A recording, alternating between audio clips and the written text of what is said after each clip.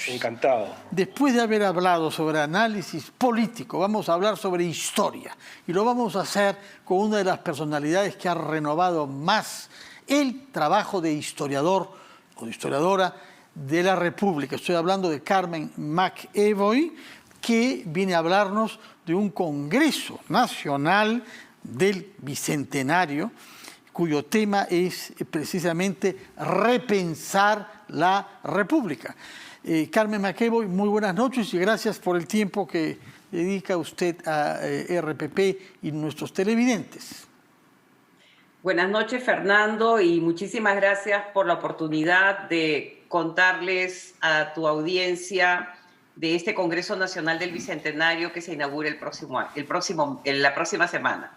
Por la edad que yo tengo, desdichadamente recuerdo el esfuerzo que se hizo hace 50 años cuando el sesquicentenario de la independencia. Yo ni siquiera conocía la palabra sesquicentenario por entonces, son 150 años. Bueno, y yo recuerdo que todo el trabajo que se hizo, un gran trabajo editorial, se publicó una biblioteca extraordinaria, ¿no? Estuvo digamos, definida en torno a una gran polémica. La independencia del Perú fue conquistada por la acción de militares extranjeros o fue concedida. ¿Fue una independencia real que nos hizo acceder a un régimen republicano o significó un retroceso para las clases populares en el Perú? Esos grandes temas conceptuales marcaron ese año 1971. Yo era un joven estudiante.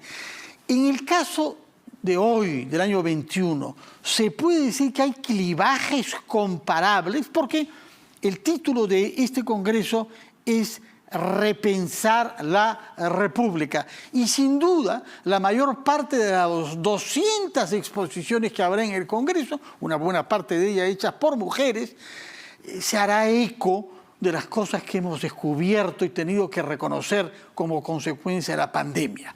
En consecuencia, antes de entrar a detalles, quisiera que nos diga cuál es el horizonte en el que el futuro se dirá.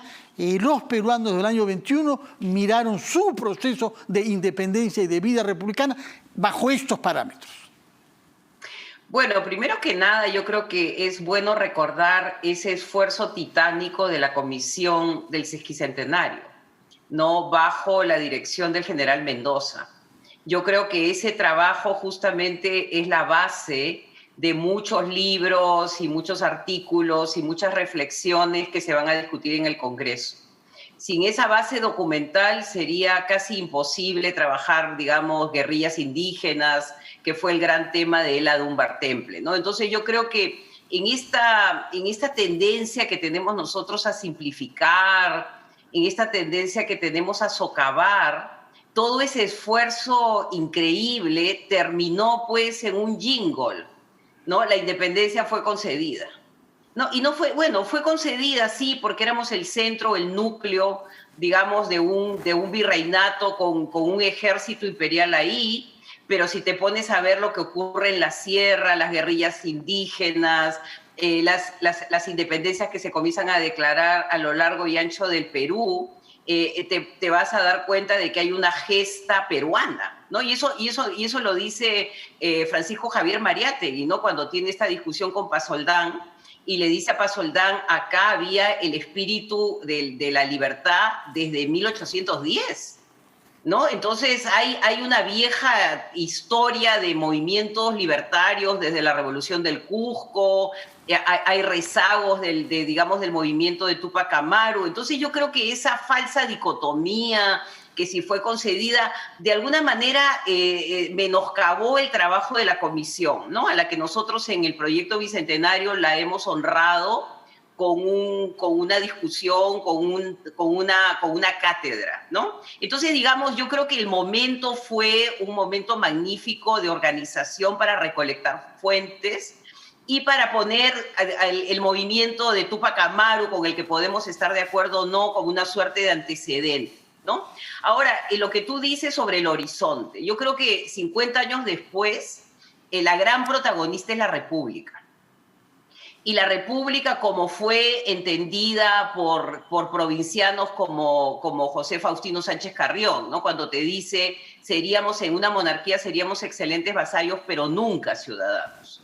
Entonces, él instala la idea de la ciudadanía, por un lado, y la idea de que había que descolonizar las costumbres, ¿no? Como muy bien dice Mark Turner, Sánchez Carrión es un descolonizador, o sea, está dentro del movimiento, digamos, de descolonización cultural. Entonces yo creo que hemos vuelto a poner en el centro a la discusión de la República, que no solamente está ocurriendo en Lima, sino que está ocurriendo a lo largo de todo el Perú. Es hermoso, por ejemplo, ver todos estos textos de los patrianos, cuando se declara la independencia de Tarma, cuando los tarmeños dicen vamos a independizar a Lima. O sea, había una apuesta por la libertad, ¿no? Y era una libertad que para algunos era política, pero para muchos era social, era la liberación, digamos, del yugo colonial.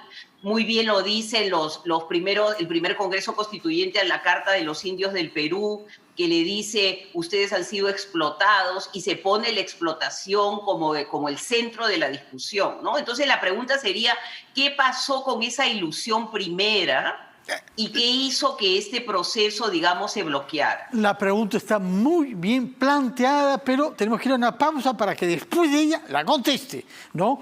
¿Qué pasó con esa promesa libertaria? ¿Qué la bloqueó? Nos lo va a contestar, por favor, Carmen McEvoy, después de una breve pausa.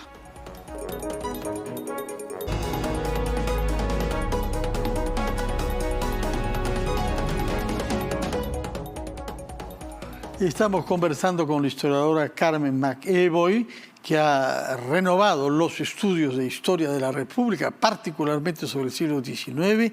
No se puede ya mirar a Manuel Pardo, ni a Ramón Castilla, ni al Mariscal Nieto de la misma manera que antes de que aparezcan sus libros sobre esos personajes respectivamente, entre otros.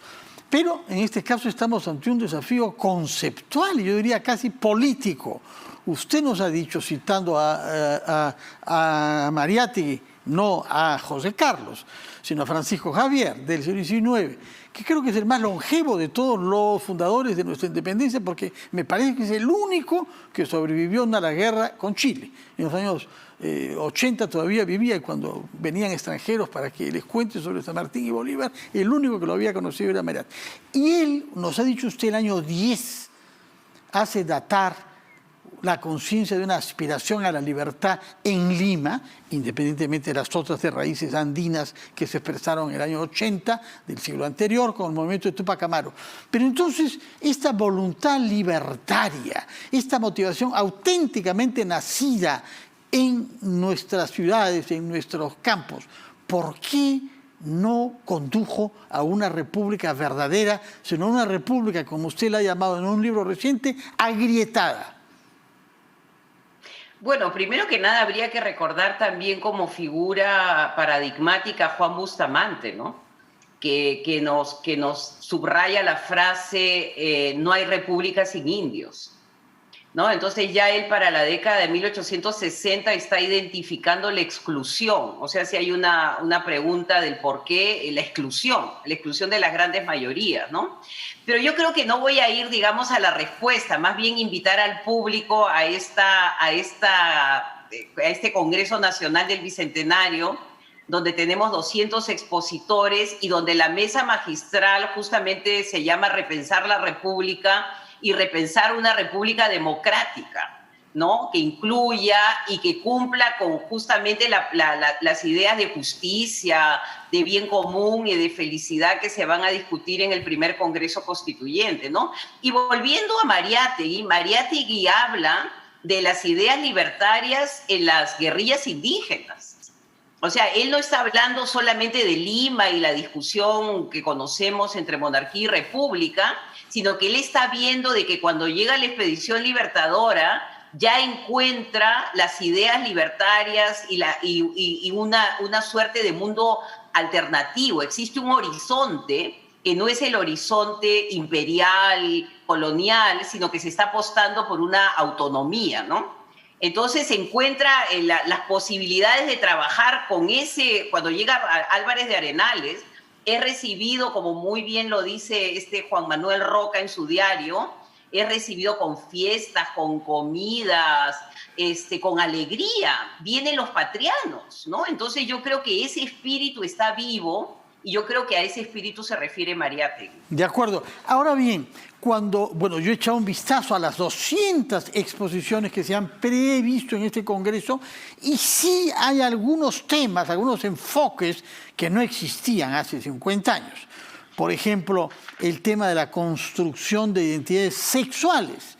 Era un tema que no estaba en boca de los historiadores hace 50 años. De la misma manera que el tema de las migraciones parece ser una influencia de lo que hemos vivido en el Perú y fuera del Perú durante los últimos años. Por cierto, que otros temas importantes como el racismo, como el centralismo, sí son temas antiguos en el pensamiento historiográfico, pero hay algunas novedades como enfoque y como concepto en este Congreso, ¿no?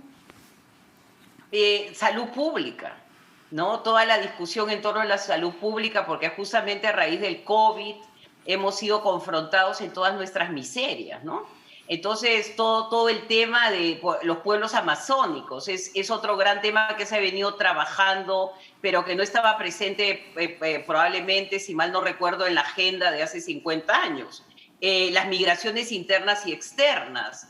Entonces yo creo que sí, lo extraordinario de este coloquio, yo quiero agradecer al coordinador Juan Fonseca. Este es un equipo de historiadores jóvenes, ¿no?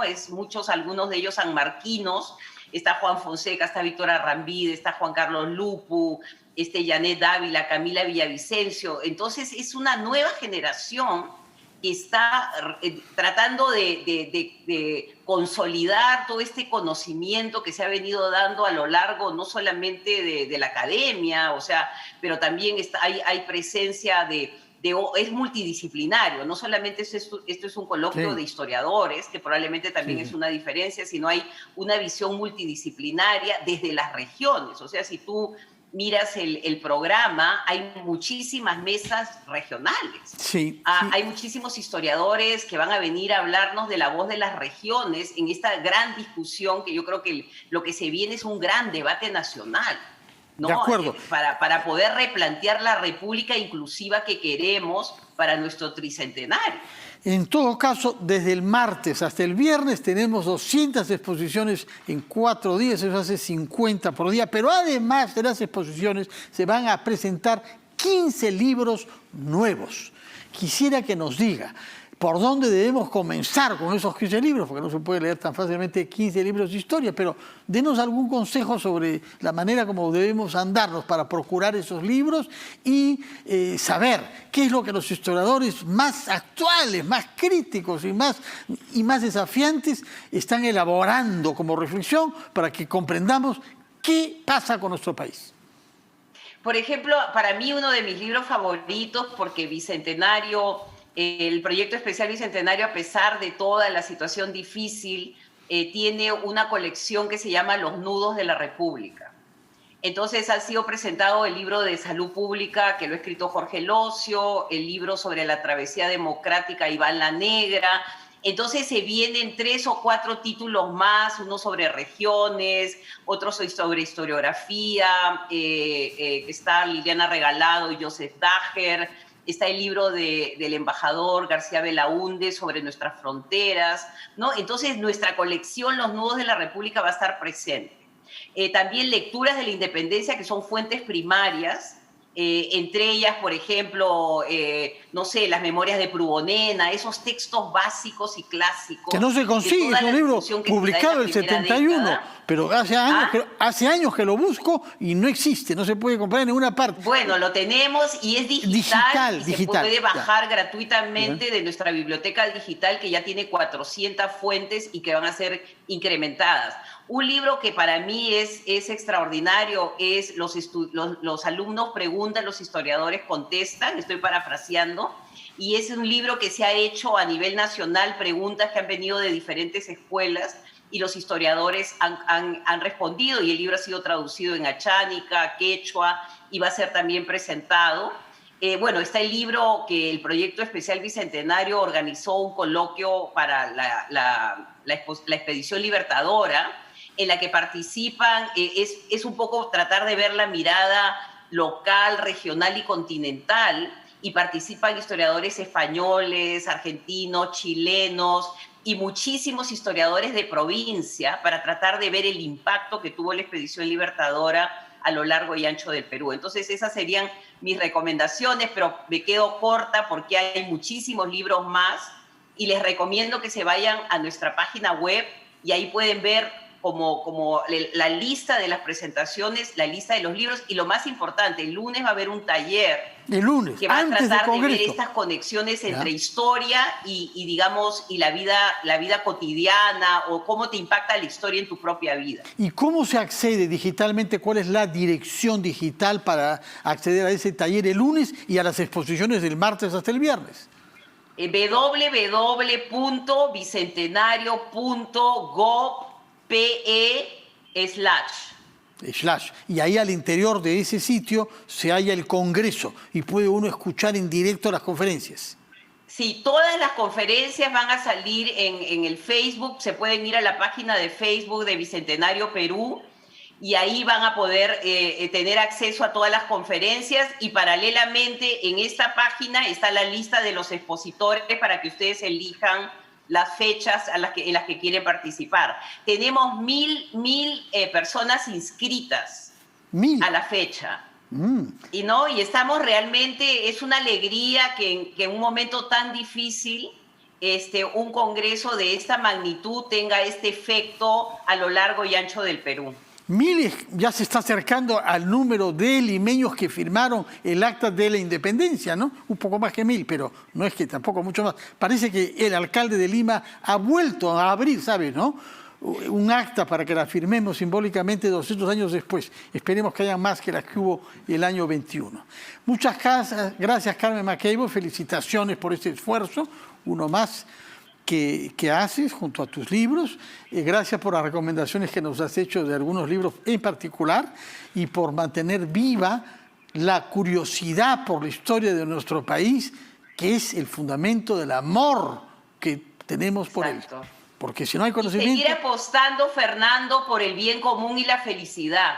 Apostar sin miedo por una democracia inclusiva en la que todos nos sentamos felices, porque la felicidad del prójimo también es nuestra propia felicidad.